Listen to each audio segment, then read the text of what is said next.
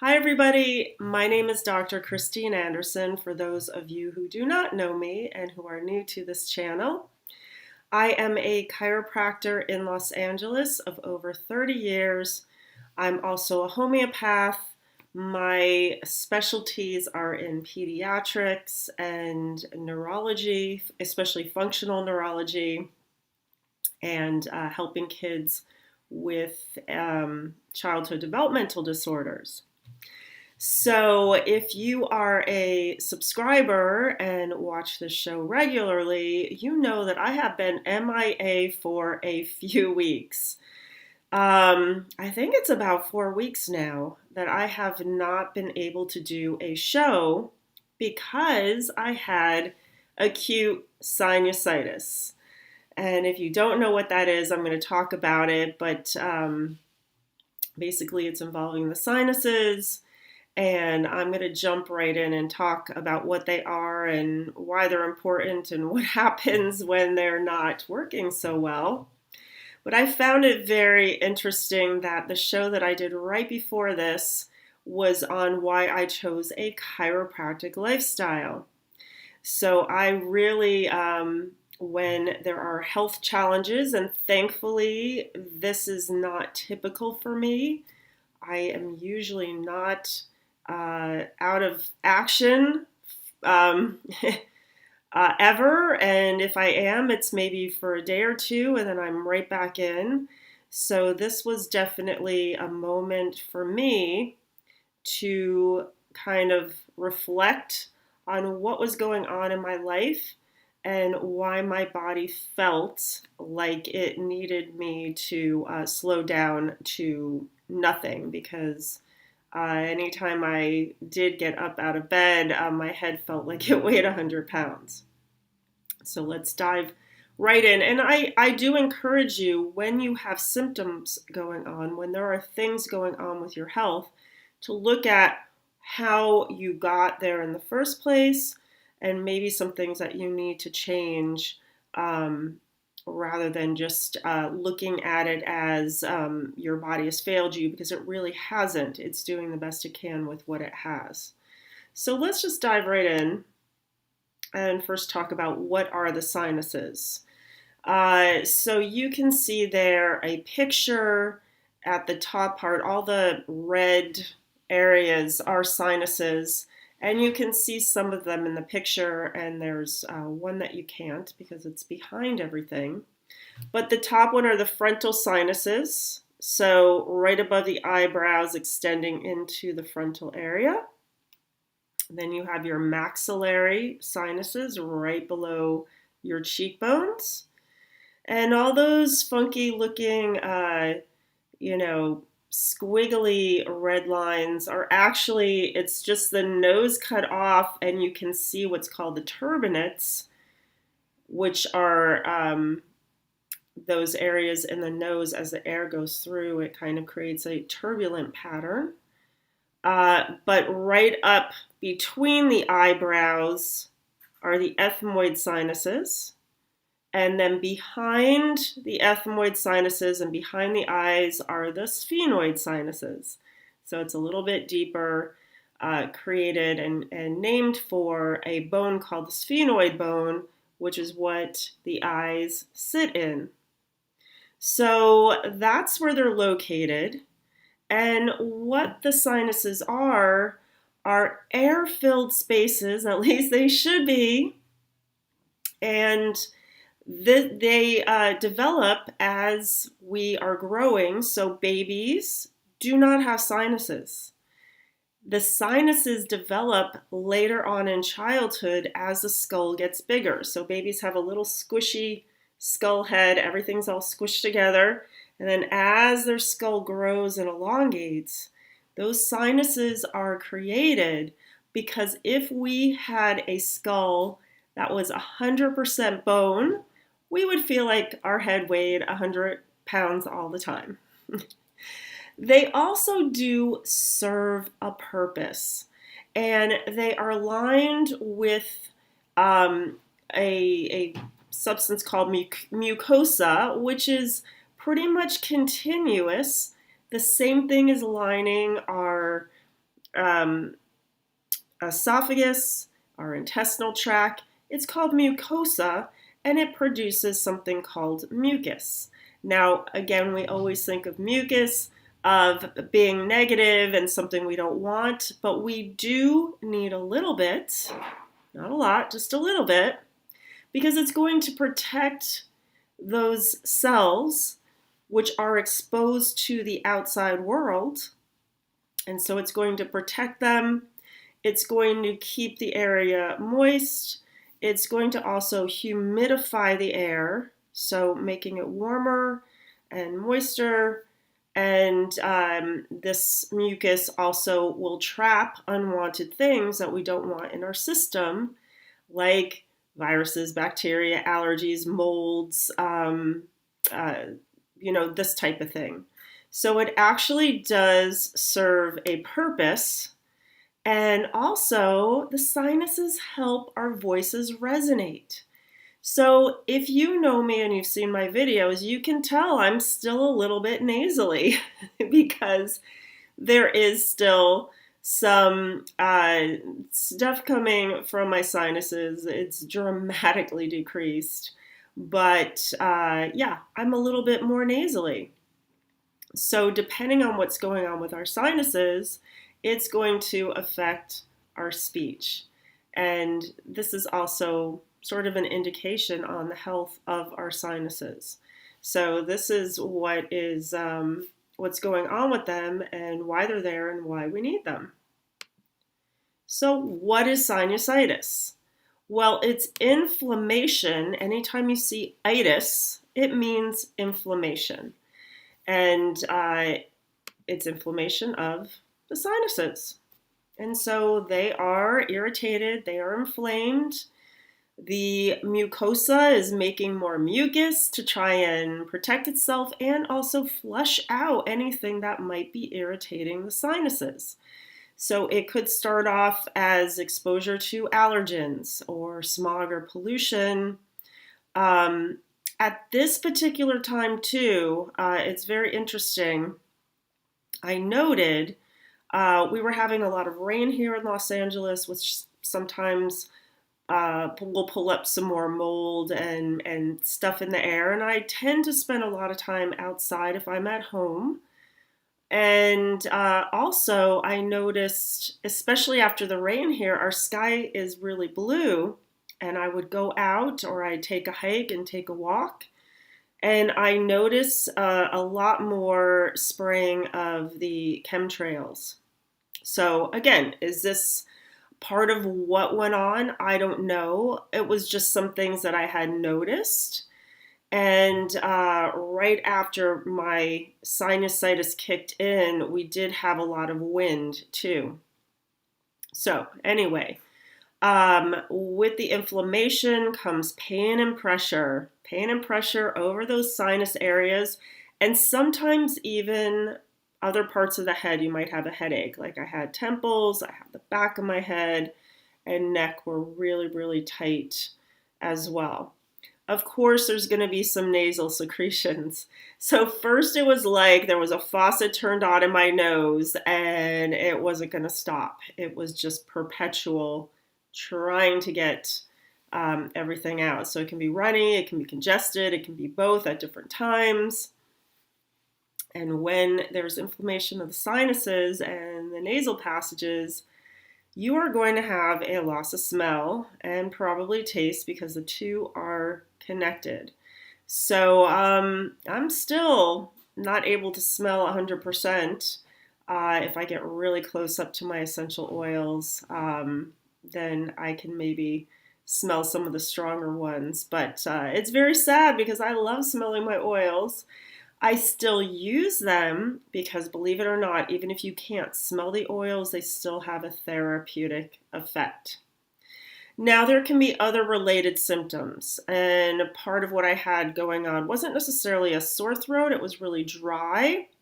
And also right at the beginning, as my sinusitis kicked in, one of the precursors, I would say, it was really cold here, at least for me, for us. And so I would have the heating on during the day, not more than 66, but at nighttime I like to turn it down to 60 because when it kicks in at night, it's really drying for my throat. And I would wake up and I would be like, and it's drying for the nasal passages, which then leaves them vulnerable to getting irritated. So there was a night or two I forgot to turn down the heating, and I would wake up when it came on because my throat was really dry. Also with postnasal drip. So as you have your system with the runny nose, usually there's a substance called histamine being produced, hence why people take an antihistamine. And the histamine will create the runny nose and the drip in the back of the throat, especially when you're laying down and sleeping. So that's oftentimes, I'd wake up with a dry throat. I did have a fever in the beginning for a very short time. Never really a cough per se. I didn't have tooth pain, clogged ears maybe a little bit, but just really foggy head, couldn't think, really didn't want to look at my computer, couldn't read, just, trying to focus when your head is full of fluid where it's not supposed to be is no fun. But these are some of the symptoms of sinusitis. And I'm going to focus more on the actual sinus part. With these other related symptoms, I've talked about some things like fever, and I'll put links in the description. But this is what I'm going to focus on for today.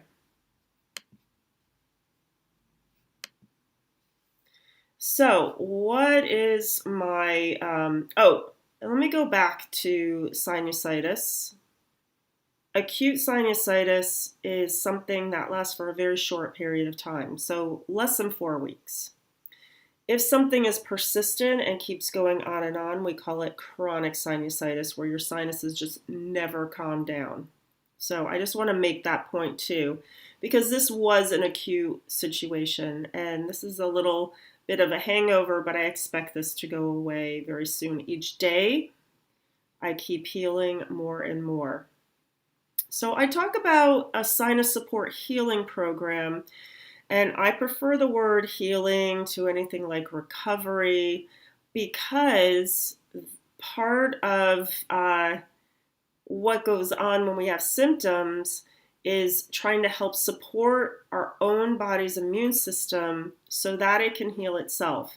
And I talk a little bit about this when I talk about the chiropractic lifestyle. And one of the biggest parts is what I call the 7 facets of health. You've got to go back to the beginning, and you've got to look at everything that you're doing. So you've got to look at how you're taking care of yourself, movement, sleep, what you're putting in your body for food, toxins you're being exposed to, so that you can remedy and not have these things become chronic and just take care of them. Now, when you're in a very acute situation, I was doing a lot of resting, but one of the biggest things for sinus support, especially if you're having acute sinusitis, or even if you're having just nasal congestion or allergy symptoms, is to rinse out the sinuses, because you want to help get rid of any irritants that are there and also help flush through all that congestion in there. And there's some things that you can add which are actually very healing and supportive. So I'm going to talk a little bit more about that in a second. And there's also some sinus sprays that I use too. Chiropractic and cranial sacral therapy. Well, this is a no-brainer with a chiropractic lifestyle, because your immune system, your sinuses, your healing is all controlled by the brain. And if you don't have that full connection of the brain to the body and the body to the brain, it's going to be very hard to heal. So number one, I got right on getting chiropractic. actually, even leading up to this, I had a little bit of the prodrome stuff where I felt my energy decrease, and I really started the chiropractic then. And I think it was almost every day. So almost every day I went in for chiropractic adjustments, some cranial sacral therapy because I had a lot of tension at the back of my head. And my chiropractor also has at the office a cold laser. And this is a treatment modality that is useful in so many things. There's so many applications for cold laser. And she had one she could program for sinuses and headache and that type of thing. I also got some acupuncture and cupping, and that was really on day one. I really wanted to do everything I could to kickstart, and acupuncture is working with meridians, which are energy lines in the body, and the cupping helps to bring to the surface any stagnant energy. So I'm not going to really talk that much about it, but I did want to let you know this is something that I use. Massage. So this is something that will help lymphatic massage because I had some lymph nodes that were enlarged, and so that was helping them drain, and I used some essential oils with that I'll talk about. And massage just for the tight muscles at my neck, back of my head. And really, I did full body because of that also relaxing effect and it has a healing effect for me. So any hands-on body work really works well for me. I do use homeopathy, and there are some homeopathic remedies that I recommend for sinus. Number one, because of my runny nose, my history of having things like allergies in the past, I will usually start with homeopathic histamine. And I did use that, and there's also another homeopathic remedy I use that's a combination remedy for sinuses. Now, I'm going to put a link in the description to my full script account. I created a sinus protocol page on that account. You get 10% off with the link, and I put a number of things in that list. So some of them are duplicates, depending on maybe if somebody wants to take a liquid or a tablet. So there's a number of different options for some things. You don't have to take everything on the protocol, just to let you know. But in that full script account, you will see I have the homeopathic histamine, and I have a sinus support homeopathic combination remedy that I did take. Essential oils I'm going to go into in more detail in a minute. And then we've got diet, hydration, supplements, herbs, etc., this type of thing. So with diet, at first it was interesting. I was hungry, but I didn't want to eat because I was a little bit nauseous. And I think, again, it was from that postnasal drip. And I was swallowing a lot of mucus. And plus I had the fever, and I just wasn't into eating, but I did have 2 meals a day, very small, but my acupuncturist recommended having warm foods only. And really that was resonating with me because oftentimes I will do a shake or a smoothie, but I didn't really want any cold foods at that time. It was cold outside.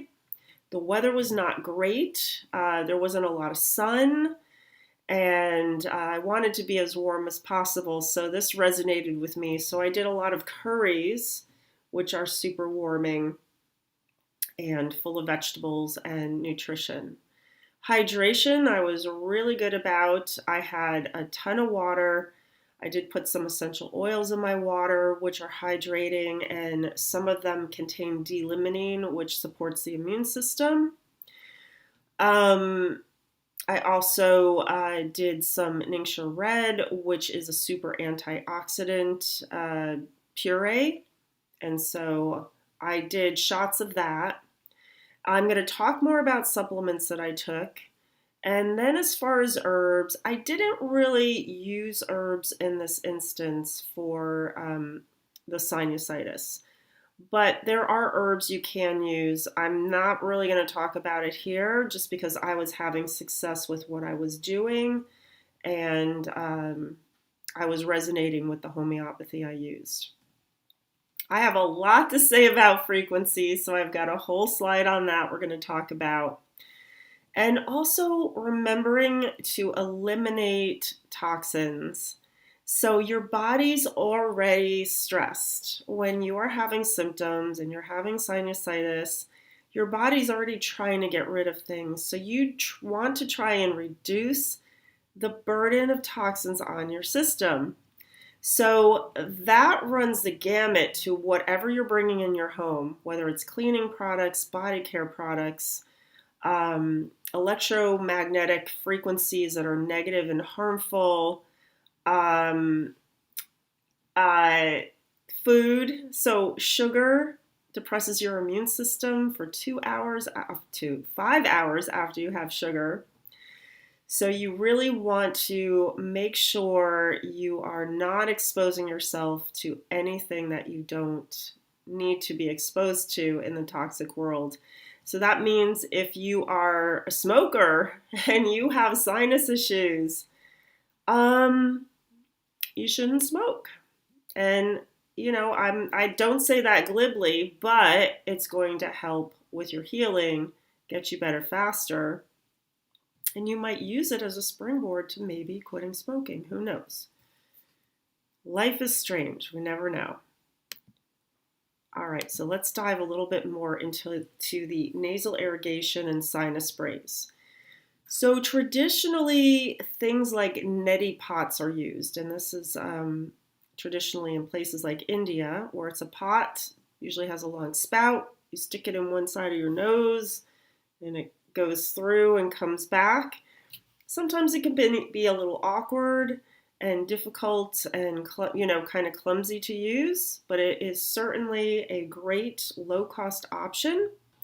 There's a ton now of different sinus rinse kits. If you just look, Google that, there are a ton of them.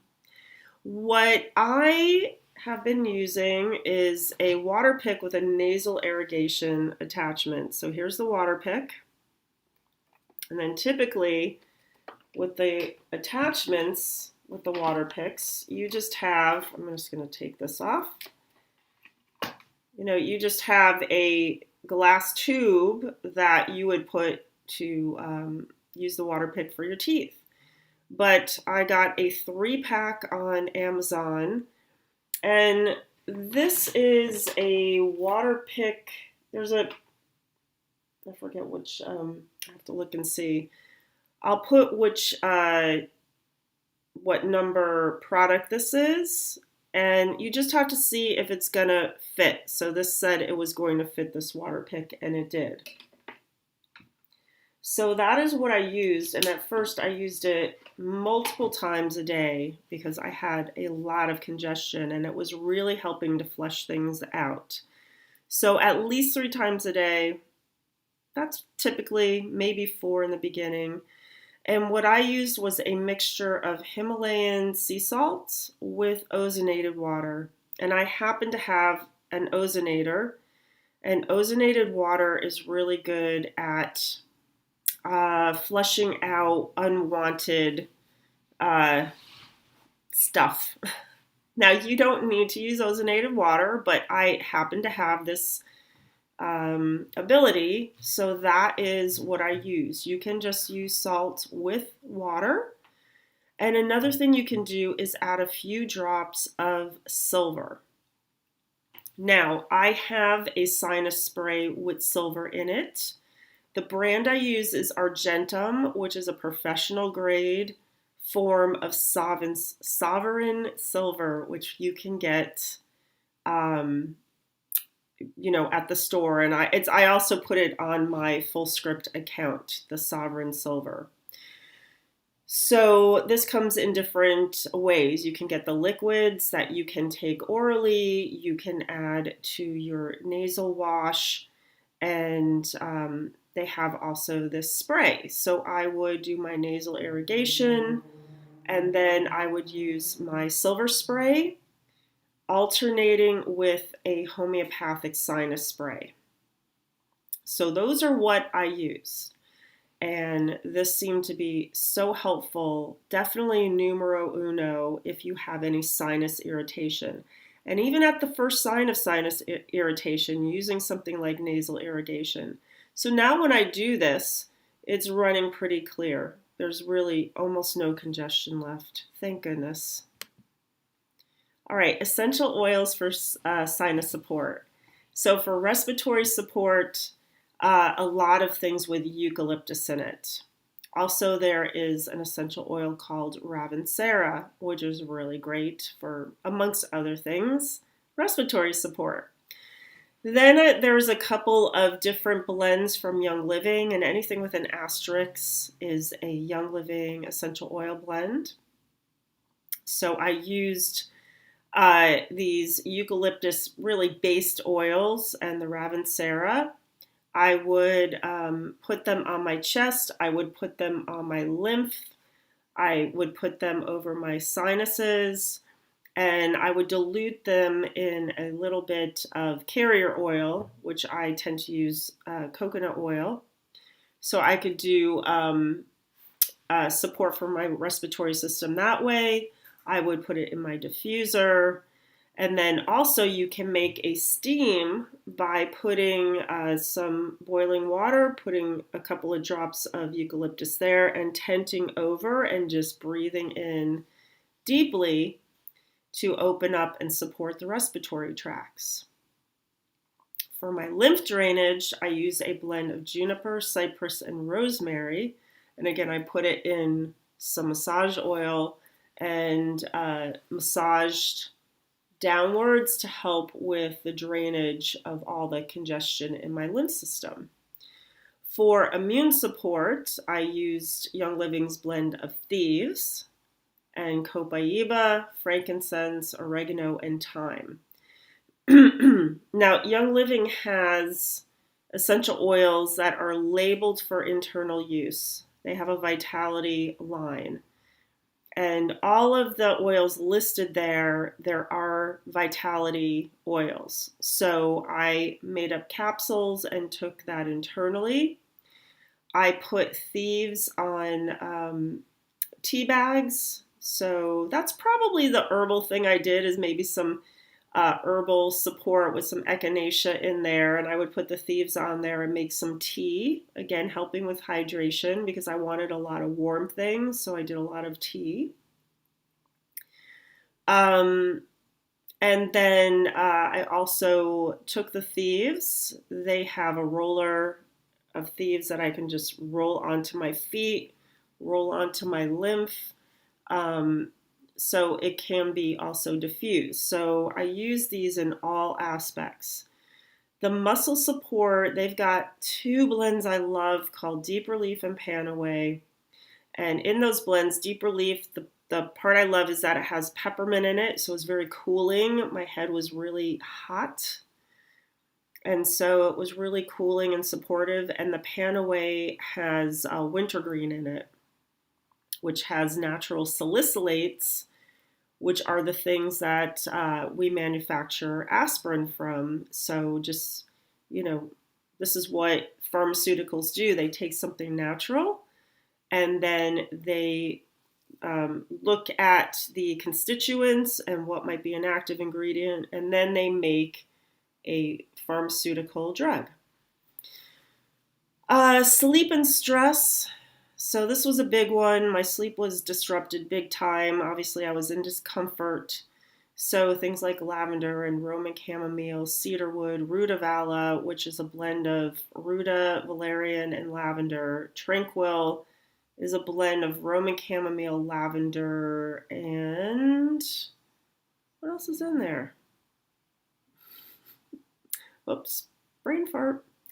And then Young Living has a line of CBD topical rollers, and one of them is Calm, and it has some soothing oils in that, so I use that as well. So I really, again, there's certain things I respond to. This is what was working for me in this instance. All right, so immune support supplements. Now, a lot of these I was already taking prophylactically to help support my immune system, just with the season and everything else going on in the world. But I did ramp it up a little bit, and I did take a lot of these more often, a couple times a day. And for things like the vitamin C, I was taking 1,000 milligrams every hour. Vitamin C acts as an antihistamine. That's one of the aspects. It's great for so many other things. It's definitely great for immune support. The only caveat is that if your bowels get loose, you want to back off. You've gone to your bowel tolerance, but it's water soluble, so we pee it out. So you're going to want to take your doses spread out. You can't take it all at once. And if you take too much and you get loose stools, you just back off and you'll be fine. It's probably one of the safest vitamins there is. Vitamin D is super important for so many things, including the immune system. We probably don't know everything there is about why vitamin D is so important. But you should know your baseline levels, and you will see the regular medical community saying it just has to be 30. I think that is too low. I think you want to be upwards of at least 40, 50 is better, 60 would be optimal. But like I said, the weather was not great here, and I knew I was not getting enough vitamin D, and so I did take extra vitamin D. Vitamin B complex, because it is involved in so many of our processes of our body, and we use up our B vitamins when our bodies are under stress, and the B vitamins are also water soluble. Iodine, I have a couple of different forms I take, and that is supportive of the immune system. Zinc is so important for the immune system. Don't take too much because it can depress it, but you're pretty safe with 30 to 60 milligrams. And then the quercetin is a bioflavonoid that helps get the zinc into the cell. So the two work together. N-acetylcysteine and glutathione go together. Glutathione is one of our major antioxidants. We can make it. NAC is one of the building blocks. So if you're deficient in NAC, you might not be making enough. You can also recycle it, but again, you've got to have those building blocks. And when our body's under stress and we have a lot of toxins going on, we may not get enough. So right now it's really hard to get NAC because a lot of people are taking it prophylactically for their immune system. I did put in the full script account a glutathione that's liquid that also contains NAC, and this is what I take. I should say, actually, you can find some NAC, but I'm really picky about the quality of my vitamins. So I would not just go down and get anything at the store because, I don't know, you really do want to look into the things that you're taking. And so when I recommend vitamins, it's because I vetted the company and made sure that they are producing a quality product. Melatonin is also important for so many things besides sleeping. It is important for us to sleep so we can heal with our immune system. So I do take melatonin at night. There's a couple of different ways you can take it. Sometimes you might need a little bit more, especially if you're older and you're having issues with trying to get your body enough sleep when you're healing. And probiotics, our gut is our second brain. It is huge in our immune system with our microbiome. So probiotics are so important. And there's lots of different strains out there. In the full script list that I have, I've put probiotics that are specifically for the immune system. And then lysine is very interesting. It's an amino acid, and people who are have herpes outbreaks often take lysine to help with the herpes outbreaks. And the reason is that lysine is viruses don't like lysine. So I don't have a problem with herpes, but in this instance, because I would say the majority of sinus irritations and sinusitis, if there is a pathogen involved, it's most likely a virus and not a bacteria. Maybe in a chronic situation, it might turn into a bacterial issue, but typically it's more about virus. So I did take some lysine, and I don't regret it because I am definitely feeling better. Now, frequency. This is a huge one, and we forget that we are energetic beings, all right? Our whole system is electrical. And so whatever's going on in our life, we're going to be affected by frequency. What's going on around us, what's going on in us, everything. And so these are a couple of things I did. The grounding was, a lot of it I did on my biomat, and I have gone into why the biomat is magical. So I'll put a link to the description. It is filled with crystals. I actually sleep on a biomat, so I spend a lot of time in bed, so I spend a lot of time on my biomat, and it's warm. But if you can get out onto the earth with your bare feet, onto dirt, that is the best for grounding because you're getting the natural earth energy. There's good frequencies that are really beneficial for healing. And typically you're outside, if you're under trees and that type of thing, you're going to be hopefully away from the negative frequencies that can have a negative effect on you. The other tool I use, and I use this on a regular basis, is my AO frequency scanner and optimizer. So I would run my programs every day for scanning my body, optimizing, and then I would run Cepheid programs, which are subtle energy frequency imprinting. Again, I have talked all about this, so I will put links in the description so you can look at them. And with the Cepheid, I could also program an imprint onto things like my ion bracelet that has sebum in it and tourmaline, and I've got my shungite necklace that I program, and then I have another quantum necklace that shields from EMFs.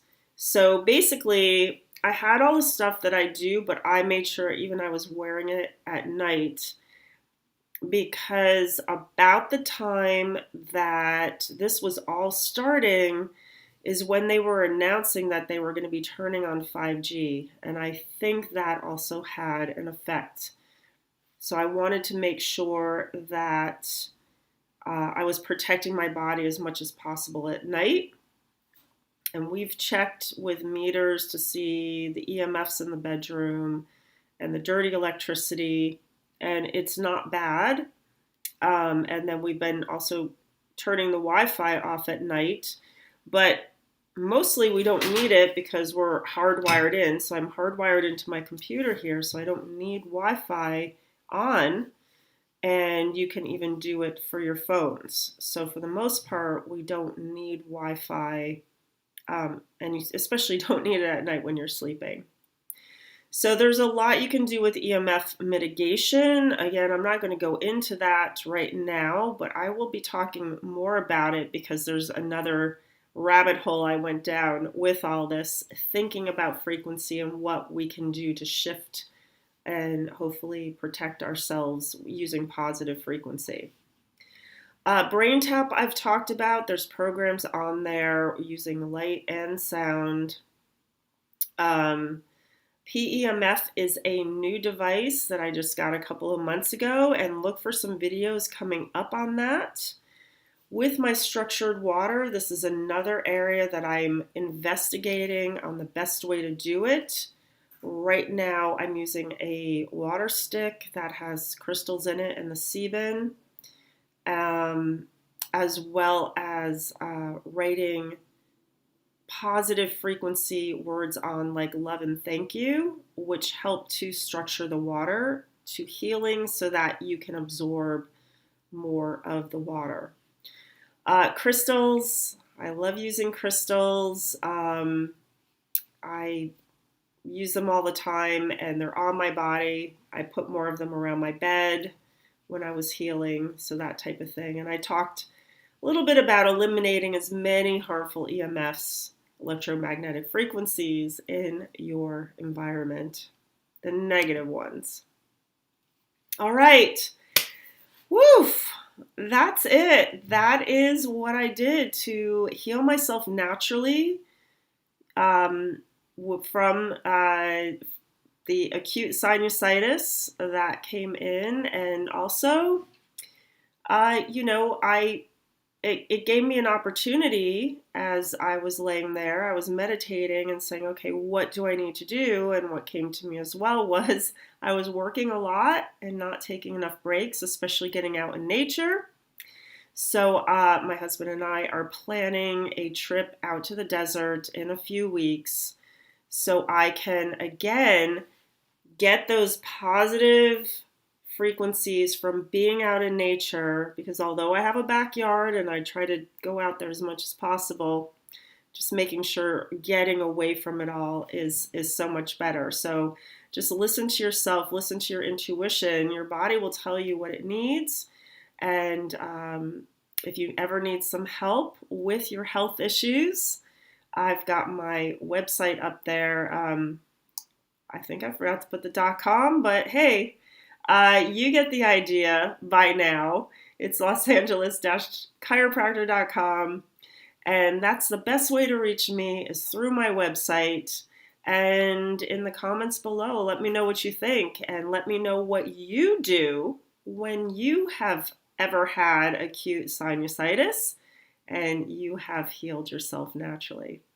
All right, thanks so much. Have a great week, and I will see you next time.